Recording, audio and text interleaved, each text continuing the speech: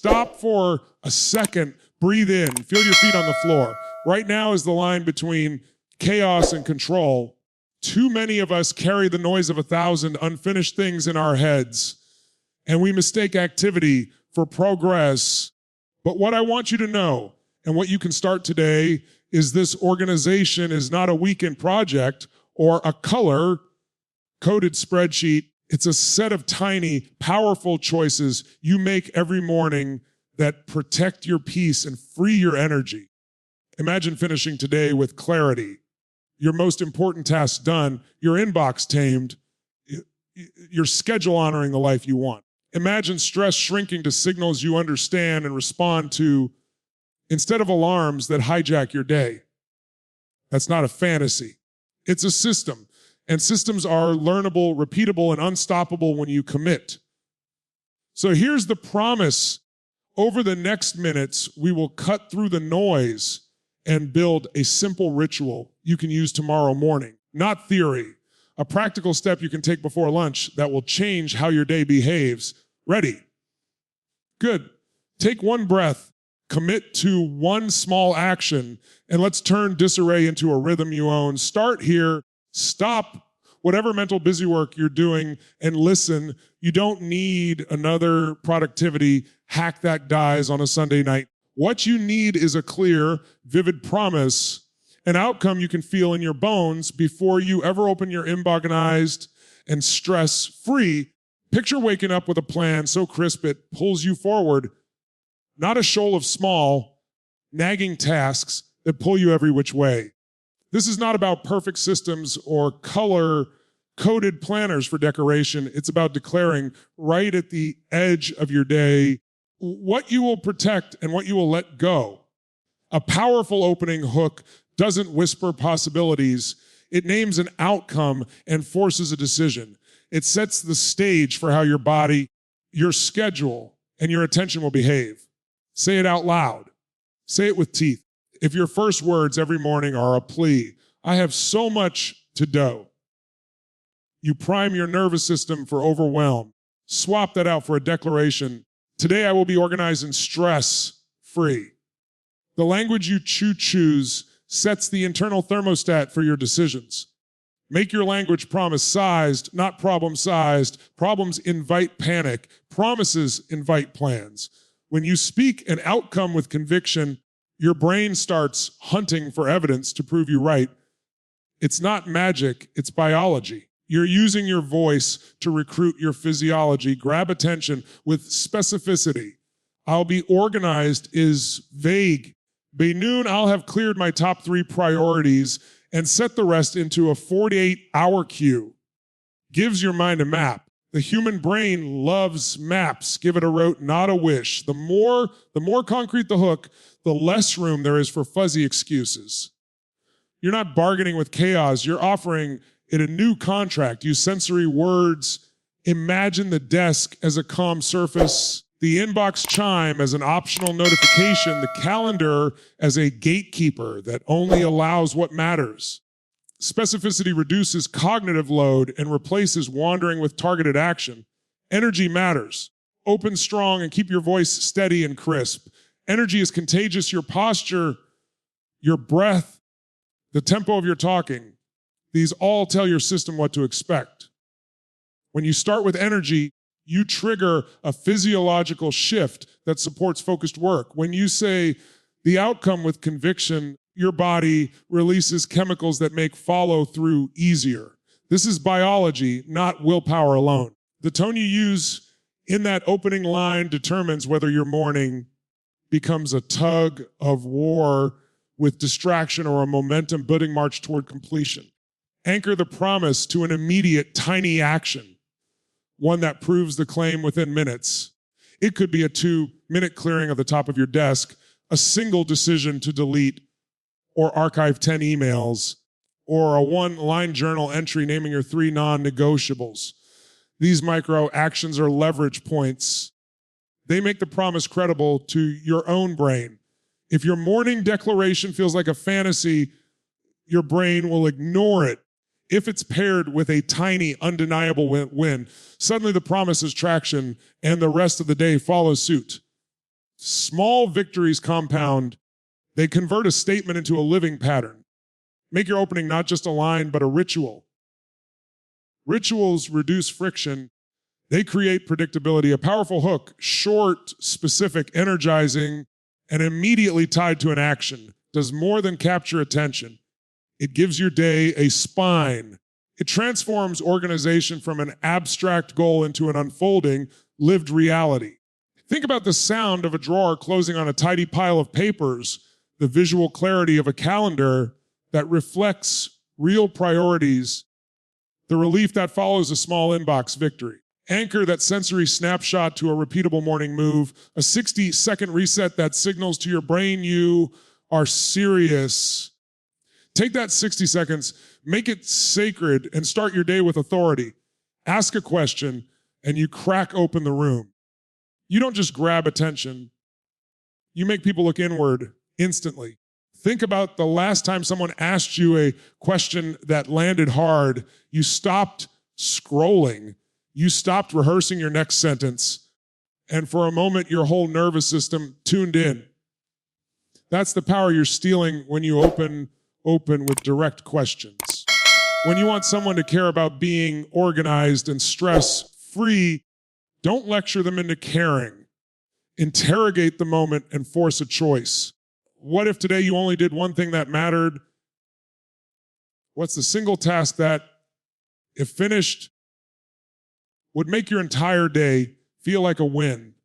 Those questions aren't clever, they're surgical. They collapse a sprawling to-do list into a decision and make the next move obvious. Make it personal. Use you, like your life depends on it. People tune out abstract advice. They lean in when the advice names them, their day, their pain. Instead of people should prioritize, ask, what are you prioritizing right now? And who decided that? That kind of phrasing invites ownership. It forces the listener to evaluate the source of their busyness. Is it their calendar or someone else's expectations? The moment you turn a topic inward with a question, you replace passive listening with active assessment. That shift is everything for behavior change. Urgency comes from the language and from the timeline. Questions with a deadline pull the trigger on procrastination. If you don't decide by noon, what will own your afternoon? Suddenly makes the choice immediate. Deadlines are mental tethers that prevent wandering. Combine a pointed question with a short time frame and you create a micro crisis that's productive. It wakes the brain up and says, act now or drift later. That's how small rituals and systems get traction, by being bound to immediate, deliberate questions that demand answers. Engagement isn't just rhetorical, it's physical. Invite people to respond aloud, to write one sentence, to raise a hand, to turn to the person next to them and name their one non-negotiable. These micro interactions do more than break monotony. They anchor intent in the body. When someone says their priority out loud, it ceases to be a thought and becomes a commitment. When they write it, it moves from ephemeral to owned. Use questions that are easy to answer quickly, but impossible to ignore mentally. Say the one thing you must protect today in one sentence. That tiny exercise converts intention into a contract. Use contrast questions to reframe pain as choice. Ask, which stresses this week are optional and which are essential? Most people treat all stress like a default weather report. Asking them to categorize stress forces a new perspective. Some pressure is self-imposed, some is real. That division is where organization starts, by separating signal from noise. Questions like this expose where attention is being wasted and open the door to reallocating time with purpose. Harness curiosity. People want to know, how will I feel when this is solved? Prompt them to imagine the sensory payoff, the quiet desk, the clear calendar, the first sip of coffee without a ping. Questions that invite sensory detail make outcomes believable. The brain rehearses the feeling, and once the feeling is vivid, the path to it becomes actionable. Finally, make the questions replicable. Teach the audience 2 or 3 go to questions they can ask themselves every morning and every afternoon. Repeatability turns a pep talk into a habit. Keep the questions short, sharp, and portable. They should fit on a sticky note and be usable in the middle of a meeting. When questions become part of your daily language, they become the scaffolding of organization and the antidote to stress. Stress is not a moral failing or a permanent sentence. It's a signal. When you reframe it that way, it stops being an enemy and becomes an instruction manual. Instead of a tidal wave that sweeps you away, stress becomes a flashing light telling you where the system needs attention. That shift alone changes everything. Suddenly, you're not trying to outrun an abstract feeling, you're diagnosing and fixing a process. The difference between spinning and steering is systems. Systems give you leverage. Rituals give you permission to perform. Together, they convert anxiety into action. Start by treating stress like data. Notice when it comes, is it a deadline breathing down your neck, an inbox that never sleeps, or a decision that keeps looping in your mind? Each kind of stress points to a different broken piece. Deadlines scream for time blocking. A noisy inbox screams for rules and batching. Repetitive decisions scream for defaults and templates. When you map stress to a category, you stop reacting emotionally and start applying the right tool. That small cognitive reframe from I am stressed to this is the stress of X moves you from victim to strategist. Systems are simply repeatable responses you build in advance so you don't have to rely on willpower when the pressure hits. Think of them as guardrails, a morning ritual that primes focus, a 5-minute inbox triage at 2 specific times, 2-minute rule that clears tiny tasks immediately. Those are not chores, they're strategic defenses. The beauty is that systems are scalable one well. Designed habit removes the friction for dozens of future decisions. You won't magically eliminate work, but you will stop letting chaos hijack your attention. Rituals are the visible part of systems. They are short, sensory, and repeatable moves that signal your brain it's time to work differently. A ritual can be as simple as making your bed, closing a drawer, and writing one sentence. Today, I will finish X. That may sound small, but humans are wired to follow patterns. When you give your morning a sequence, breath, posture, one line priority, you create a neurochemical anchor that nudges focus into place. Rituals reduce the energy cost of starting. They don't need to be elaborate, they just need to be consistent and tied to a result. Design your environment to support your system. Out of sight equals out of mind. Remove visual clutter that competes for attention. Use physical cues, a single clear surface on your desk, a notebook open to today's priorities to remind your brain of the task at hand. Digital environments need structure too. Unsubscribe ruthlessly, create folders and rules, and use calendar blocks that are labeled by outcome, not by vague categories. Light friction in the wrong places creates endless decision tax. Reduce that tax by making the right choice the easiest choice. Guard your calendar like it's a currency. Most stress comes from saying yes reflexively. Introduce a simple protocol. If an item isn't aligned with your top 3 outcomes for the week, it either gets scheduled into a backlog with a deadline or it doesn't get a slot. When you treat your calendar as a commitment device, you protect the time that produces results. Batch similar tasks to reduce context switching. 1 block for deep work, 1 block for shallow tasks, 1 block for meetings. And treat transitions as rituals that help you switch gears cleanly. Finally, measure and iterate. Systems are not set and forget, they are experiments. After a week, run a 5-minute you. What drained you? What propelled you? Which small change made the biggest difference? Double down on what works. Drop what doesn't. The point is progress, not perfection. When stress is reframed as solvable, Your days stop being a test of endurance and become a laboratory for tiny, compounding wins. Start with one predictable ritual, attach it to an outcome, and give yourself permission to refine it as you go. Picture the opposite of your current morning: sunlight cutting across a clear desk, a single cup of coffee steaming gently, your calendar open like a calm map with only the roads you intend to travel. The air feels different, not thick with obligation, but crisp with possibility. Your phone sits face down. The buzz that used to yank your attention now feels like background noise you can choose to ignore. Visualize the drawer where all the loose papers used to live now closed, the surface free enough that you could set a laptop on it and breathe. That image matters because the brain responds to images faster than it does to instructions. When you can see the result vividly, your body begins to orient toward making that picture real. Now contrast that with the usual scene: a desk layered like geological strata of unfinished things, a calendar smeared with overlapping blocks, an inbox that looks like a fire alarm you cannot turn off. The tension in your shoulders is a physical map of the unresolved. Your jaw clenches before you even open your laptop because your nervous system has rehearsed the day's chaos. The soundscape is different too. Notifications ping like small explosions. Conversations cut through your thoughts. And every 5 minutes, something else requires immediate attention.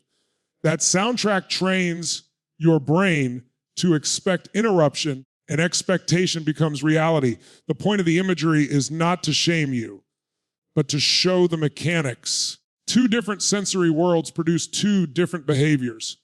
Make the desired state sensory rich. Don't just imagine organized. Picture the tactile relief of sliding a single folder into a labeled slot, the visual clarity of a calendar with clean blocks of time, the low, confident tone in your own voice when you tell someone you'll get back to them tomorrow. Imagine the smell of coffee without the sting of guilt. Imagine the rhythm of your day, a moment of focused work, a deliberate break, a scheduled check of messages that you control. These small sensory anchors, sight, sound, touch, even smell, are shortcuts for the brain. They create a rehearsable scene your mind can run before the real action begins, making transitions smoother and decisions cheaper. Use contrast to make the desired state emotionally compelling. The chaotic morning hits like a weight. It is tiredness and resentment wrapped together. The organized morning lands like relief and quiet confidence. One is scarcity, I don't have time, and the other is abundance, I have a plan. When you make that emotional gulf palpable, you create motivation that isn't abstract. It's a felt pull. People don't sustain habits because they understand them intellectually. They sustain them because they prefer how the habit makes them feel. Paint that feeling with accuracy, the lightness in your chest when you clear the top 3 tasks, the smile that arrives without force when the calendar respects your priorities. Anchor the image to a single sensory trigger action. Maybe it's the sound of a drawer closing after you clear the surface, or the sight of your top 3 priorities written in bold at the top of your notebook. That trigger becomes a cue. When you hear or see it, your body shifts into the desired pattern. Make the cue repeatable and unmistakable so the brain learns to pair it with the reward of ease. The reward doesn't have to be big. It's enough that your brain registers a small victory, a quiet desk, a tamed inbox, 5 uninterrupted minutes of thinking. Those micro rewards compound into the larger identity of someone who navigates days instead of being dragged by them. Finally, let the imagery be a living rehearsal. Spend 30 seconds each morning running the scene in your head with as much detail as possible. The light, the sound, the way your shoulders loosen. Let your imagination serve as practice for reality, and then take one small physical step that matches that picture. The mind loves a match between imagination and action. When you align them, the chaos loses its grip and the calm you picture becomes the environment you build around yourself. If you want someone to move, don't ask them to imagine a lifetime of change. Give them one step they can take right now that proves the possibility. A one-step challenge is not a gimmick. It's a psychological lever. It takes a vague intention and turns it into a tiny experiment the brain can win. When people win small and immediately their confidence compounds and the idea of doing more stops being abstract and starts being inevitable. That's why every powerful introduction should end with a single, simple action that requires almost no time, almost no special tools, and yet delivers a clear signal. This is doable. Design the step to be obvious and frictionless. Complexity kills, follow through. If the challenge needs an app, a long setup, or a special tool, it becomes a future excuse. The perfect micro challenge uses what people already have: a pen, a pocket of time, a single drawer, a calendar app that's already open. Make it 2 minutes or less. 2 minutes is short enough that the inner voice that resists change will often stay quiet, and it's long enough to produce a meaningful result. One cleared surface, a one-line priority list, 10 emails archived. That tiny win is what turns a promise into proof. Frame the challenge as an identity test, not a to-do. People don't want another task. They want to be the kind of person who gets things done. When you phrase the challenge as, are you the kind of person who protects your day? You move the decision in identity space. Identity is sticky. If someone acts in a way that's aligned with a new identity, even once, their brain searches for consistency. That's the magic. One tiny act can start shifting who someone thinks they are, and therefore what they do next. Make the ask public, or at least witnessed. Commitment is stronger when someone else knows about it. Ask them to write their one action where someone else can see it, say it aloud in the room, or type it into a shared chat. Social proof and accountability are low-cost fuels for follow-through. Even the act of articulating the step aloud makes it more real. Your brain treats spoken commitments differently than private thoughts. If they can't speak it aloud, have them type it and press, send to themselves. A small pulse of accountability that the brain reads as formal. Be precise about the outcome you want from the step. Do something to be more organized. Is fuzzy. Clear the top of your desk in 2 minutes is not. The brain responds to measurable outcomes. Give a numeric target, a time limit, and a sensory payoff. What will they see, feel, or hear when the step is done? Sensory detail makes the benefit believable. You'll feel the surface of the desk under your hand. You'll see one clean space. You'll breathe easier. These are quick rewards that register immediately and make the act repeatable. Pair the step with a tiny ritual that seals it into habit.